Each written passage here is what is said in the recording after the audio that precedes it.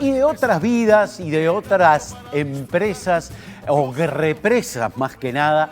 Vamos a estar hablando ahora con el ingeniero Gustavo Maisonave a propósito de su libro Héroes Uruguayos para recordar, y que tiene obviamente como protagonista a un héroe, pero también a la represa del Rincón del Bonete. Bienvenido, Gustavo, un gusto tenerte aquí. Muchas gracias. Contanos primero que nada, ¿qué vínculo tenés vos con la represa del Rincón del Bonete? Bueno, yo me crié, estuve hasta los 11 años en Rincón del Bonete. Mi padre era el ingeniero que manejaba la usina en ese momento. Entonces podría decir que toda mi infancia es Rincón del Bonete. ¿Fue un antes y un después en nuestro país de Rincón del Bonete? Sí, bueno, sí, en cierto modo sí, fue un antes y un después, porque lo que pasó, hablando de crisis grandes, ahora tenemos una, hace 2 o 3 años teníamos otra, y esas cosas quedan en la gente, en el país. En este caso, digo, de todas esas desgracias o problemas o crisis o como se le quiera llamar, hay que aprender y prepararse siempre mejor para más adelante, ¿no? Y hay héroes. Y en esta crisis, por ejemplo, la reciente, tuvimos al Gach, después... Muy buen ejemplo, muy bien. Un ejemplo de héroes y heroínas, además, que acompañaron todo este proceso. Contanos cuál fue la crisis en este 1959 y dónde apareció el acto heroico. Bien, la represa en ese momento, Rincón del Bonete era la primera represa. Hacía más o menos unos 10 años que estaba operando con sus 4 turbinas, y fue diseñada por un doctor ingeniero alemán de mucho prestigio. Muchos otros ingenieros uruguayos y de otros países también entraron en ese proyecto, y fue diseñada para recibir, como son todas las represas, para manejar crecidas de determinado volumen. Ese volumen se determina estadística e históricamente para diseñar el muro, la pared.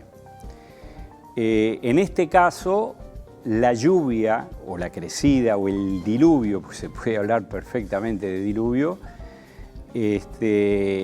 fue casi el doble, y estamos hablando de mucha cantidad de agua que recibió de acuerdo a lo que había sido proyectada por ese doctor ingeniero alemán. Entonces, hubo un problema. Una especie de Chernóbil, ¿no? Digo, bueno, salvando las distancias, pero ¿qué pudo haber pasado? Bueno, primera hipótesis. Si no hubiera existido la represa, Paso de los Toros y tal vez Mercedes hubieran sido lavados completamente. La crecida en Paso de los Toros hubiera sido, en el caso de no haber existido, 5 metros más de lo que realmente fue. Pero con una gran diferencia. Si no existe la represa, toda el agua que llueve y se desplaza por el río, eso se le dice a veces la riada, sí, o la creciente, hubiera pasado en mucho menor tiempo. ¿Por qué? Porque no tiene un muro, no tiene nada que la detenga. Arrasa. O que la frene un poco. En cambio, estando la represa, sí. Por eso, la velocidad del agua y el volumen hubiera pasado en menos tiempo y por lo tanto hubiera sido mucho más destructivo, y por eso la lavada de Paso de los Toros. Podríamos decir, obviamente hoy con la represa y las técnicas que hay de predicción y todo lo que se puede aplicar para manejar esas crecidas,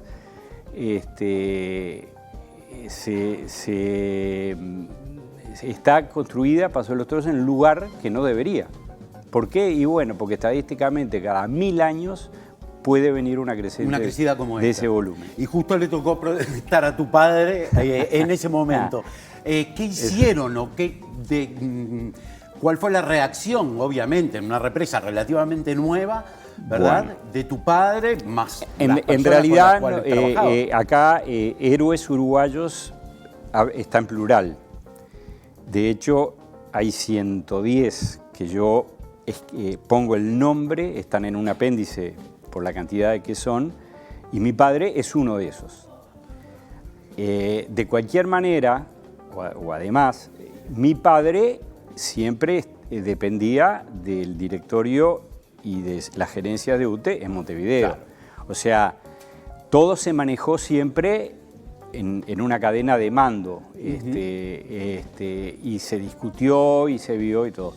El problema fue que no se esperaba, de ninguna manera, no se esperaba, no se estaba preparado para eso.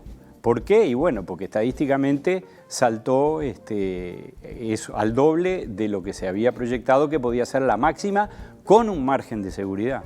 Uno puede ver en tu libro además las turbinas, ¿no?, de Rincón de Bonete totalmente tapadas de agua.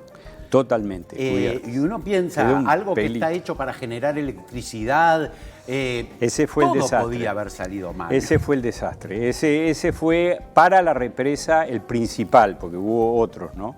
Pero el principal desastre fue que las turbinas se hubieran quedado bajo agua. No están diseñadas para eso. Y la parte crítica de las turbinas eran los bobinados, que son los que se usan con imanes para gigantesco todo, claro, para generar la electricidad cuando el agua hace rotar el rodete de la turbina. No están diseñados para estar sumergidos.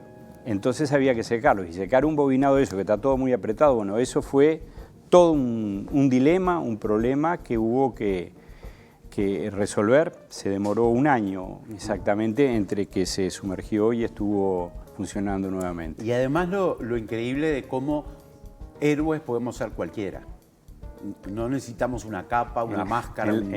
Pero en la cancha se ven los pingos. Nada, claro, pero ¿a quién le iba a decir a estas personas que iban a tener que hacer lo que hicieron? De hecho, antes, cuando estaba el proceso para construir la represa, se estaba diseñando y se presentan los primeros anteproyectos. Hubo un grupo de 6 ingenieros uruguayos que se oponían porque no existía suficiente tiempo en años estadístico para saber qué altura que no iba... que iba a pasar. Claro. Se discutió, pero no se tenía. Y no se podía esperar 20 años para hacer una represa porque el Uruguay necesitaba energía porque tenía que crecer. No podía importar fuel oil para hacer crecer la Central Valle en aquel momento, que opera turbinas de vapor, y económicamente no era viable. Supongo que se habrá asumido un cierto riesgo y se siguió adelante, ¿no? Gustavo, nosotros ahora estamos en plena sequía, se discute si hay que invertir en el proyecto Neptuno Guarazatí. Me imagino para vos como un déjà vu esto, ¿no?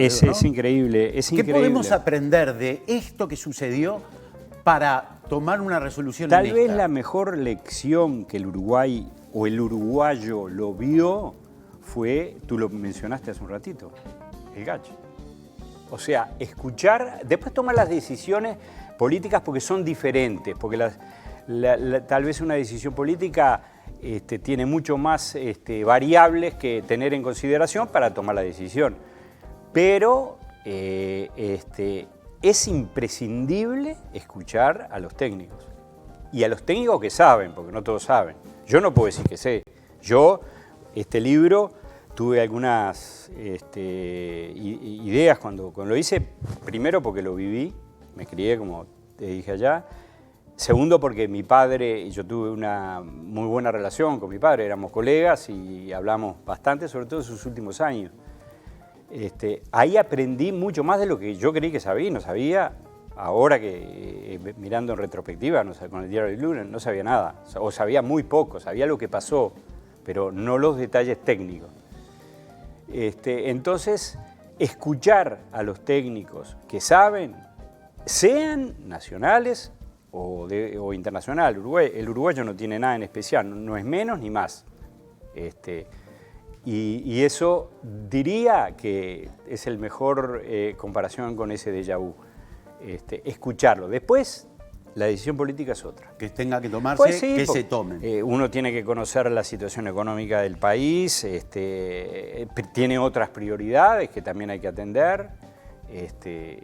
Gustavo, ¿está en la venta tu libro? Sí, por ahora, medio casero. Mi señora me está ayudando mucho y algunos amigos también me ayudaron en la parte financiera para editarlo. Y entonces, por ahora, como arrancamos, es la que me está manejando eso. Pero, ¿Cuándo se presenta? ¿Ya lo presentaste? Sí, lo presenté en Paso de los Toros y en la Asociación de Ingenieros. Me imagino, ¿no? El Sí, efecto sí. que tiene, ¿no? Que vos digas, esta ciudad pudo no haber estado. Para mí tiene dos vertientes. Una es lo que yo quería, ¿verdad? Primero, hacer un libro que cuente la verdad y que lo cuente en un lenguaje que pueda ser entendido por la mayor cantidad de gente posible, no técnico. Estoy hablando de algunos aspectos técnicos, pero traté de explicarlos y no ser un cuco de eso, aterrizarlo. Y segundo, en Paso de los Toros todavía se creen cosas que no son así, todavía, el día de hoy. 50, vamos para 60 años. De 60 y pico. Una última pregunta, porque nos quedamos sin tiempo. ¿Cómo qué se cree y no fue así? Por ejemplo, hubo un problema con el volumen de agua que estaba llegando y había que tomar una decisión. Estaba Baigorria construyéndose más abajo. La construcción de la represa se hace en lo que llaman las ataguías, o sea, se hacen unos muros de tierra y estacas de hierro. Se vacía el agua y ahí se empieza a hacer la central. Eso avanza desde las dos orillas. ¿Ah? Ahí adentro está trabajando gente abajo del nivel del agua. Sí. Porque la represa tiene raíces profundas, como los dientes, ¿no? Sí, sí, allá. sí. Bien, entonces en un momento se dan cuenta de que no para. Pero como si ya había llegado el agua a lo que ya debería haber llegado y sigue. Bueno, no. Hay que sacar a la gente de adentro de Baigorria. Y ahí se tenía un problema. El arroyo Salsipuedes desagua en el Río Negro entre Bonete y Baigorria. Sí. Ahí también está Paso de los Toros. En volúmenes, 500 metros cúbicos por segundo estaba aproximadamente erogando, desaguando el Salsipuedes en el río. Más la represa también estaba erogando porque tiene que tirar agua, ¿no? Sí. Es el manejo típico de compuertas. Sí. Eran 1000, o sea, en total 1500.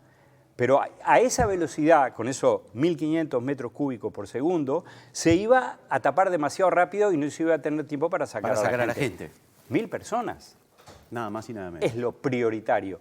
En toda la inundación que yo me enteré hasta el día de hoy, Baigorria, ningún muerto, Rincón de Bonete tampoco, Paso de los Toros, uno solo, que fue un paciente cardíaco que estaba en el hospital, que no resistió el traslado. Claro. Nada más. O sea, eso es un éxito. Es un para todo lo que sucedió. Y Gustavo, los héroes, perdón, y los héroes son ese grupo de operarios de la UTE. La UTE también asistió a las presentaciones, está muy interesada por el libro. Y esos están. Recordados en el libro entonces. Recordados, ya me empezaron Gustavo, a llegar. nos hemos quedado sin tiempo. Te agradezco enormemente el hecho de que hayas puesto en papel y tinta este suceso, por las implicancias que tiene y además la actualidad. Es increíble. Tiene. Increíble. Gustavo, muchísimas gracias por estar con gracias nosotros.